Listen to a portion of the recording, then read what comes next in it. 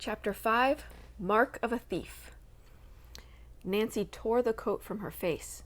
She was in a small, dark space, surrounded by clothing on hooks and hangers. It must be the captain's wardrobe, she thought, as she tried to force the door open. It would not budge. She could hear the intruder moving quickly about the cabin, upsetting things, careless now of the noise he made. If only she could catch a glimpse of him.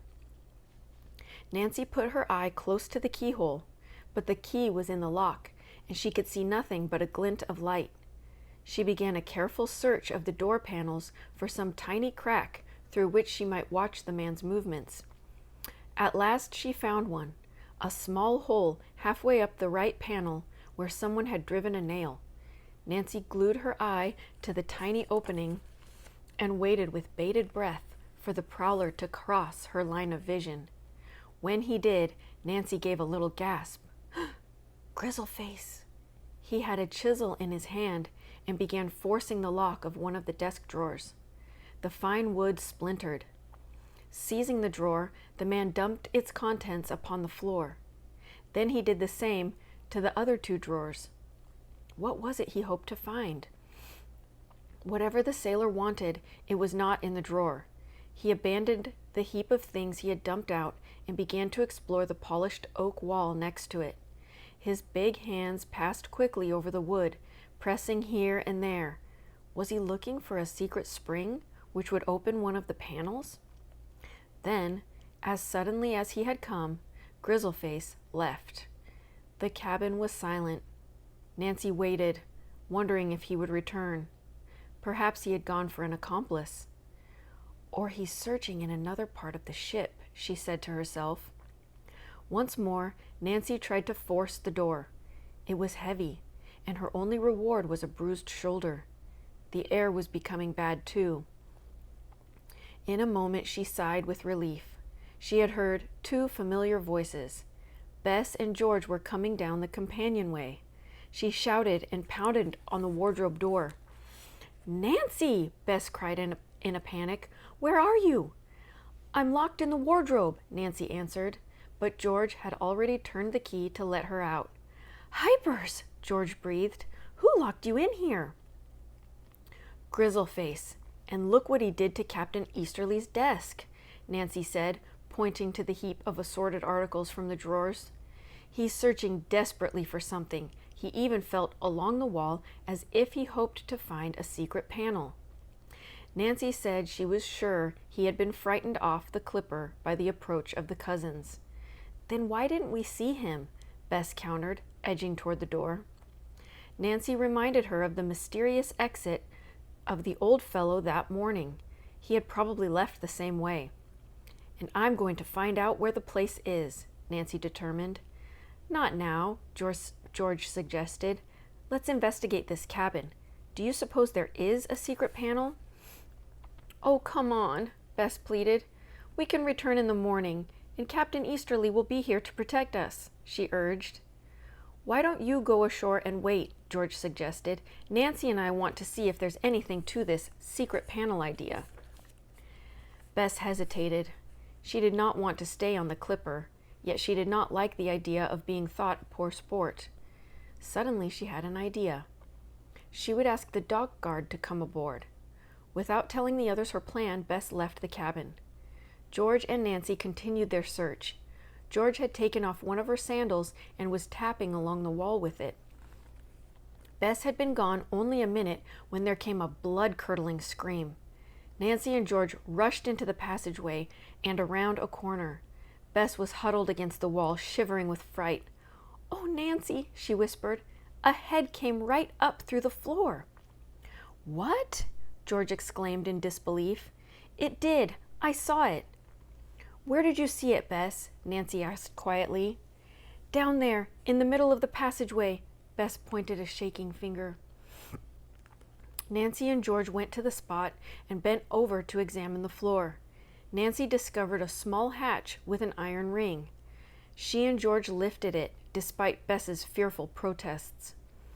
"There's a ladder," Nancy said excitedly. "It's an escape hatch leading from the hold. If we're going down, we'd better have a flashlight." Nancy, you're not going down there, Bess screamed. He's there. I know he is. That's what we want to find out, Nancy told her firmly. She already was hurrying back to the captain's cabin, where she grabbed the flashlight from the shelf over the bunk and then joined the others. Come on, George, she said, starting down the narrow wooden steps. What am I supposed to do? Bess wailed. Stand guard here, George told her. Bess, not in the least comforted by this thought, decided to go with the others. Nancy, who was in the lead, stopped on the steps and swung her flashlight over the rough planking at the foot of the long, steep ladder. They could see some kegs and barrels, an oil drum, and a packing case. There were plenty of places, Nancy decided, where a man could hide. It was completely dark, and the flashlight in her hand illuminated only a small space. She descended slowly, careful not to proceed until she was sure no one was hiding underneath the ladder. The three girls reached the bottom of the steps. Staying close together, they began to work their way among the cases and barrels and coils of rope. After a while, Nancy became convinced that there was no one else in the hold. George must have reached the same conclusion, for she said, Nancy, he got away. I'm sure he's not down here. I wish we could be sure, Bess said weakly. The girls quickly investigated as much of the cluttered space as they could without climbing over the stacked up articles. But they found no trace of the intruder. Then Nancy went forward alone. Here's the answer, she called, swinging her light over another ladder which led up to the lower deck. He escaped through this hatch. The three girls hurried to the deck and went ashore. Nancy walked over to a warehouse guard lounging against a wall. Did you see a man come off the clipper a few minutes ago? She asked. Sorry, girls, he shook his head. I haven't seen a soul. Has the captain been telling you his ghost stories? Captain Easterly is a truthful man, Nancy said loyally. I saw the intruder myself, twice. He is about 60 and has a grizzled beard.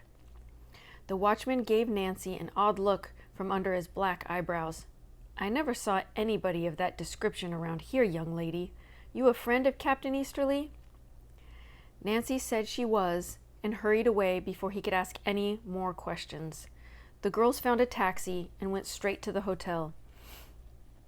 Bess threw herself on the bed and breathed an immense sigh of relief. Am I glad to get away from that horrible old ship, she said. No more mystery today. After dinner, the three girls went to a movie. Nancy was surprised that her father had not returned. He was not back by morning either. Bess had lost her fright of the day before. The clear, warm day seemed to give her courage. After breakfast, the three girls returned to the harbor. They boarded the Bonnie Scott, expecting to find Captain Easterly. Nancy shouted a hello into the interior. The only reply was the slight creaking of the vessel.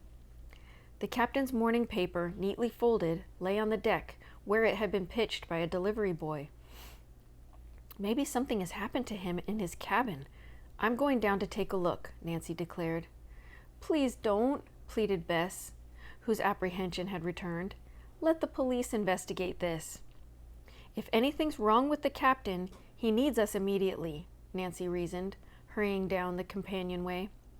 She found the door to his cabin standing open.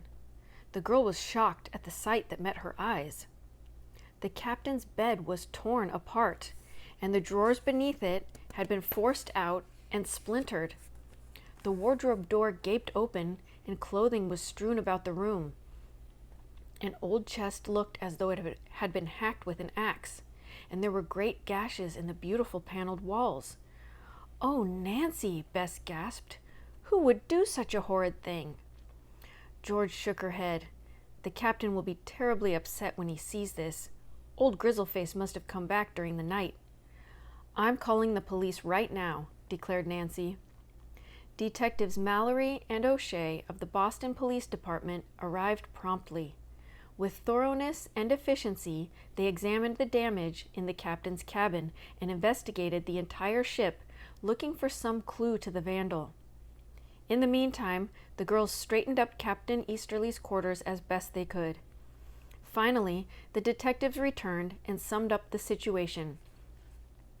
Detective O'Shea said, "There's been unlawful trespass and considerable property damage, that's plain. Whether there's been robbery too, only the captain himself can say. Know when he'll be back?" Nancy told the officer she had not heard from the captain for 2 days. "My father and I were to meet him here yesterday morning, but Captain Easterly didn't appear. Know where the captain can be reached?" Nancy shook her head, frowning. "I honestly don't think he expected to be away. He was very anxious to have my father, he's a lawyer, trace the ship's title. He'd surely want to keep the appointment. And another thing, Captain Easterly knew someone had been coming aboard the Bonnie Scott secretly. He wouldn't leave it unguarded the whole night." Mallory's eyes narrowed. "Think there's been foul play, Miss Drew?" "I hope not," Nancy said earnestly. She told the officers about the anonymous telephone call to her father in River Heights, warning him to stay away from the clipper ship. She also spoke of the mysterious sailor who had pushed her into the wardrobe. "Describe him, please," O'Shea requested. "We call him Grizzleface," George put in. Nancy gave the detectives a detailed description of the sailor in dungarees. Whoever he is," she added, "he must be looking for something of great value. That's why I'm worried about Captain Easterly." "You mean you think the skipper has been kidnapped?" Best asked excitedly. Detective Mallory frowned. "Let's stick to facts, girls. Is there any other information you can give us?" Nancy, wondering if Flip Fay may be involved in any way, asked if they had been notified that the robbery suspect might be in Boston. O'Shea said he had seen the report on Fay. "Do you know him?" Mallory inquired. "We all do," Nancy said. "He used to work at a service station in River Heights." "Why don't we give you girls a ride to police headquarters?" O'Shea suggested. "I think the lieutenant would like to talk to you." "Nancy, you can tell the lieutenant everything he wants to know," Bess suggested. "We'll do some sightseeing and meet you at lunchtime." They settled on a restaurant in the center of the city. George and Bess left for a tour of the historic spots in Boston, and Nancy accompanied the detectives to headquarters to meet Lieutenant Hennessy. At the lieutenant's request, Nancy recounted once more the strange events that had taken place in River Heights before she and her father had come to Boston. She also described Flip Fay as accurately as she could. "Anything else?" "Fay dropped a ring, which I found after the robbery and gave to the River Heights police. There was a strange F on it." "Strange?" Hennessy repeated. "Yes, it looked like—" Nancy searched her mind for the right word. "Like a crow's foot." Hennessy's eyes widened. "Did you say a crow's foot?" "Yes."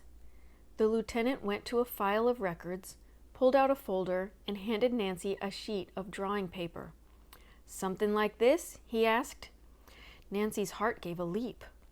On the paper was the sketch of a symbol, the identical crow's foot F she had seen on Flip Fay's ring. "That's exactly like it, Lieutenant Hennessy," she exclaimed. The officer leaned back in his swivel chair, a smile of satisfaction on his face. "You say you think you saw this man here in Boston?" Nancy nodded. "Yesterday, down at the waterfront near the Bonnie Scott. He drove away in a taxi, and I tried to follow in mine but lost him." "Young lady," the lieutenant said gravely, "you've given us some very important information. This peculiar-looking F is the mark of a dangerous criminal. He's known to the police as the Crow."